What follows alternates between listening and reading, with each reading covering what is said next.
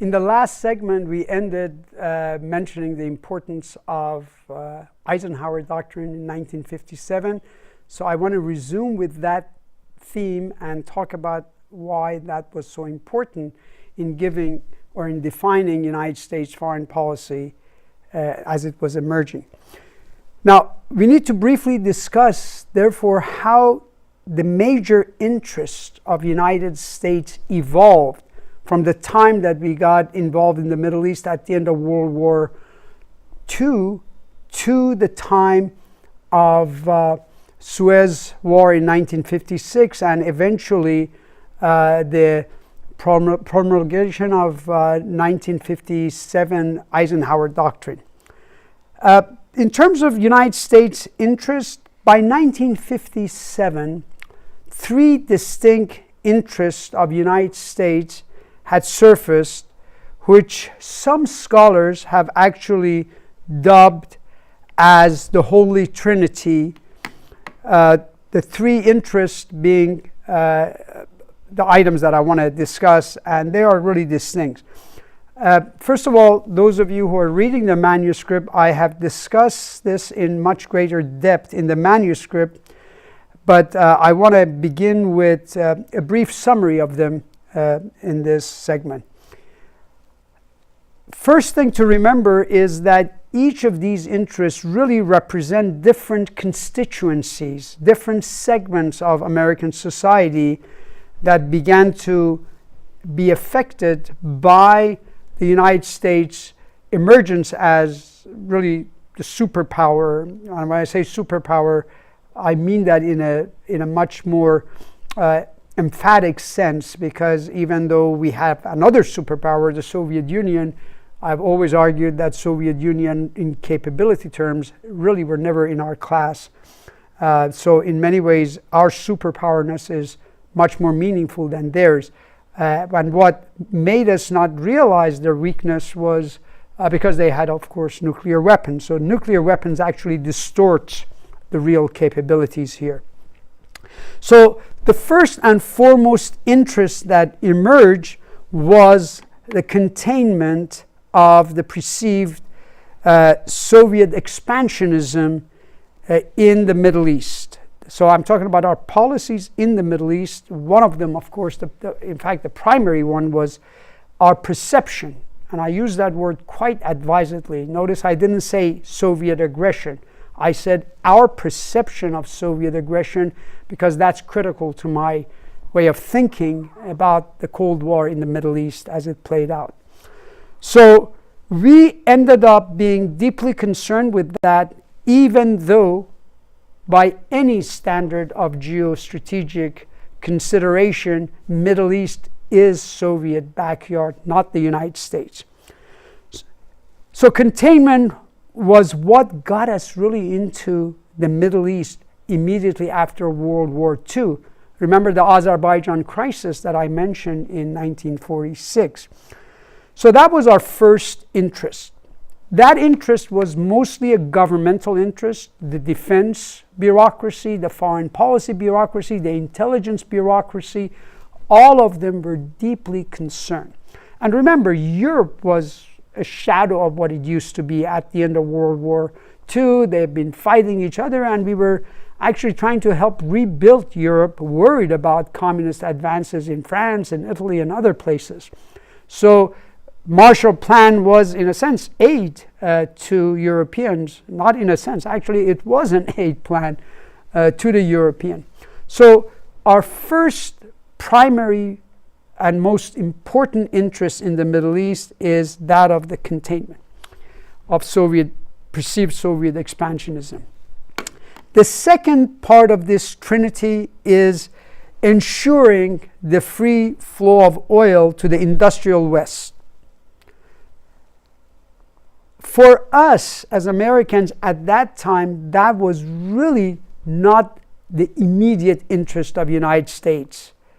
Of course, some scholars always assume that the big major oil companies were always interested. They were interested, but it became a concern of us because we were hoping to ensure the free flow of oil to the industrial part of Europe that was beginning to rebuild. So we were playing the role of protector of the West's oil interest there, and of course some of ours. But that interest was beginning to develop. For example, in 1953, when we overthrew Mossadegh, a lot of the majors were afraid to even invest in Iran because they considered it too risky. And in 1953, there was actually a glut of oil. So a lot of Iranians feel that the majors, oil company, the majors, so to speak, played a bigger role than they actually did. So that was our second interest. Obviously, this connects to the first one because we don't want Soviet Union to get hold of these vast reservoir of oil. So you could argue that the two are not as unconnected as they appear, but they were separate interests to ensure free flow of oil. And then the last part of this trinity was interest that emerged, especially after the enormity of Jewish Holocaust became apparent, and the deep concern that was felt by a very important minority in the United States because of the Holocaust and the horror that the Jewish people had suffered. So the third interest becomes ensuring the security of the state of Israel, which was being created which had been created in an environment that certainly was hostile to the Jewish state, because the Arabs felt that they are forced to pay for the misdeeds and the crimes of the West, especially Germany. Now, put yourself in the position of our policymakers. You have three disparate interests, some of them obviously related. What kind of a policy can you come up with that simultaneously satisfies all three, able to reconcile it and balance it? The balance is important in terms of priority. The first and foremost is containment. Cold War is giving definition to international politics. Second, oil is important. A lot of Europeans rely on it. Any interruption of it can choke the economic growth of Europe after World War II. And Israel would be the third interest, and at that level, it's the third in terms of importance. So how do we balance and reconcile maintaining the priority and at the same time simultaneously coming up with a policy that could satisfy all three? In this attempt to come up with a means to satisfy these three ends, again remember, the Holy Trinity should be viewed as three ends, three objectives, three goals. And the policy would be the means of accomplishing those goals. So in that consideration, we came up with two competing formula. In other words, there were two competing formulas that were being pushed by various groups. All of these formulas were means. That's why I put it in italic to bring your attention. We're talking about the instruments to achieve the ends, the Holy Trinity. So what were these policy means to accomplish our ends? The first formula was that of alliance with the pro-change, secular, nationalist rulers and leaders or forces in the Middle East. One can easily understand the advantage such an alliance would have for United States, especially with respect to our first objective, containment. These leaders are populist, and more importantly, they're secular and nationalist, which means they don't want Soviet Union to control them. And since we never saw ourselves as being an imperialist, we weren't concerned for them worrying about us. But more importantly, we are too far away, whereas Britain and France were much closer to them. So it has a major advantage. It also has the advantage of, as a democratic liberal movement. It shares our values, but also it's one in which it can mobilize its own masses.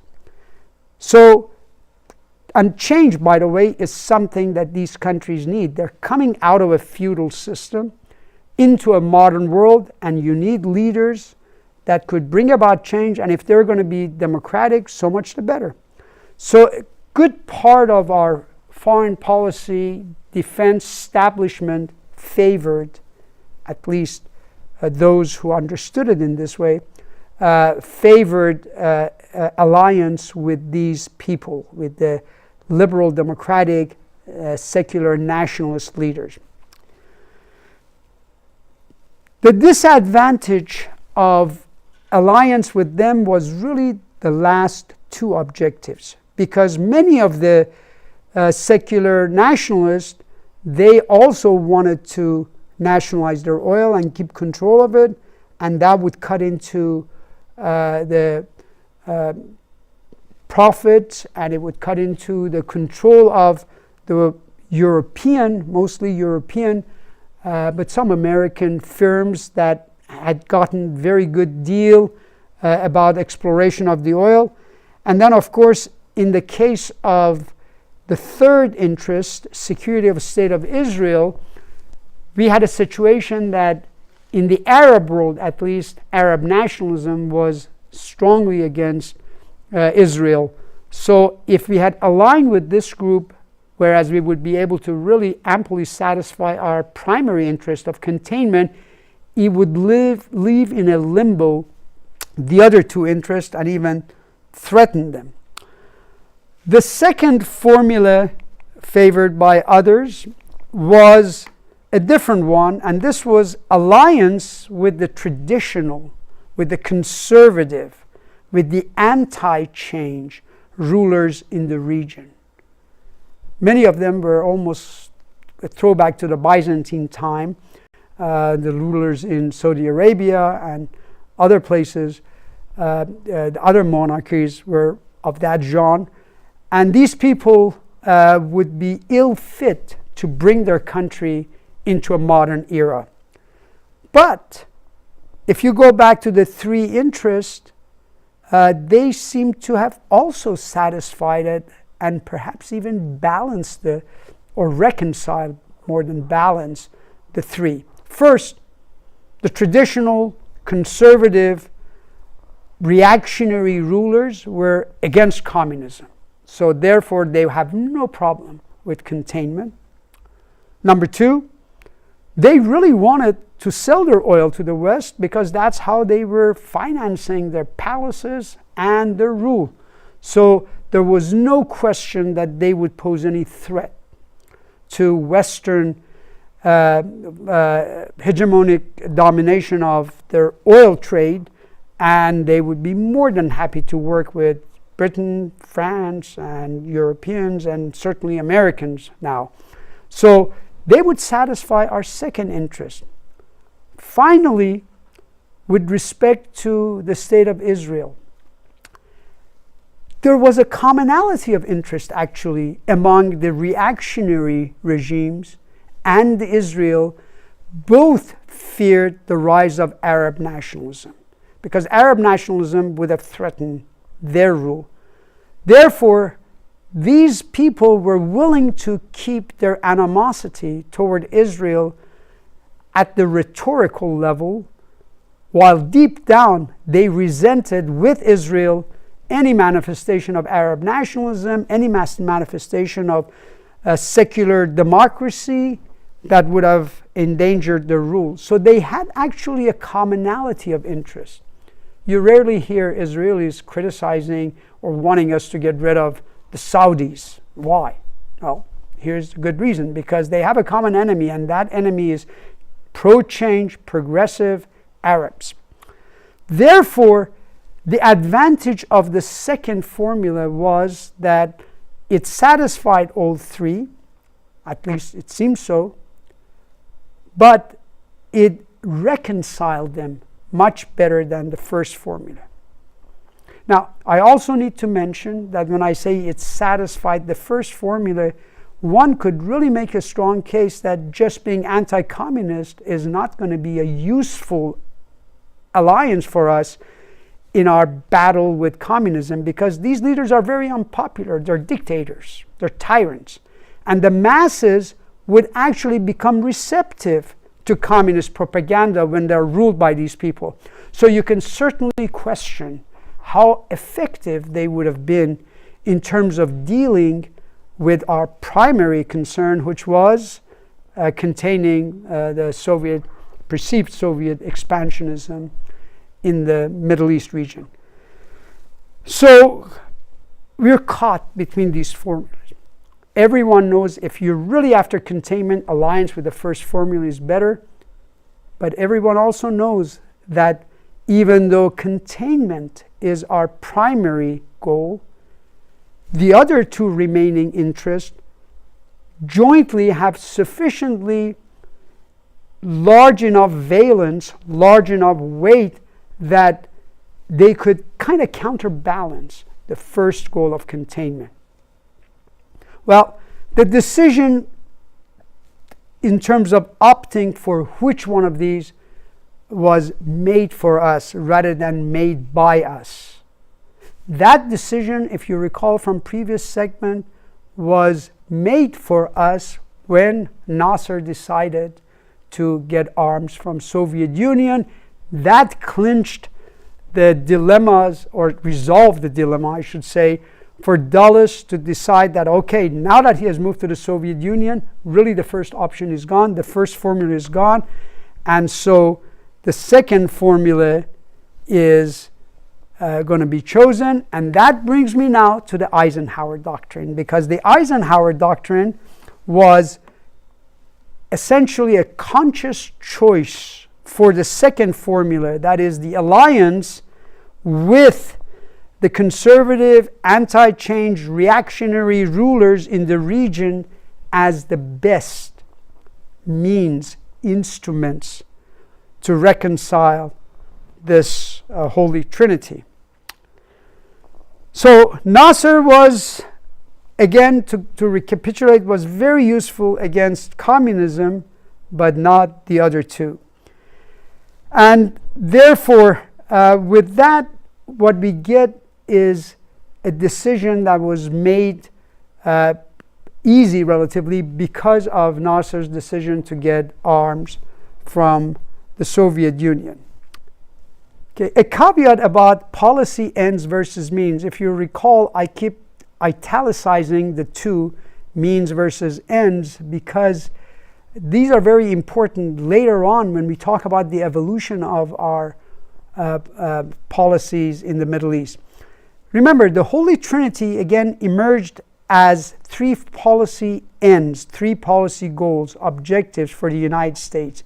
And the means that we chose, the instrument we chose to achieve those ends, was the alliance with the conservative anti-change movement rulers.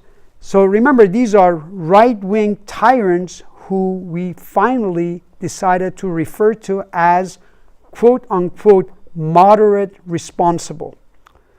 Why did we call them moderate responsible? Well, part of it was to reduce our own sense of guilt for aligning ourselves with these authoritarian and reactionary rulers who really didn't care about the interest of their masses. And then also to be able to sell our policy. It was a kind of a moral packaging of our policy to our own people. It's not nice to tell our own people, well, we're aligning ourselves with reactionary tyrants. It is a lot better to say we are aligning ourselves with moderate, responsible. It has a fetching quality to it. So in sum, our alliance with these conservative rulers was the means or the instruments to do this reconciliation. So now the question becomes, what if there were other means, other alliance patterns that would have done the same thing in terms of reconciling and balancing these three interests? Technically, it shouldn't matter to us, right? In fact, anyone would be better than these people. But as you will see, alliance with these unsavory rulers should not be viewed in any sentimental way. It was just a utilitarian way. It was an instrumental way to deal with, to reconcile these three policies, and therefore, if something better comes up, we should be able to dump him. So if the Cold War is gone, think about it. Why do we need to align ourselves with them? So this is one of the issues that I want to talk about, because very important thing in foreign policy is this. What happens when something was a means to an end eventually becomes an end in itself? This is what analysts call policy drift. Policy drift, one example of it is the conversion of something that was a means, not an end, to something that now is an end.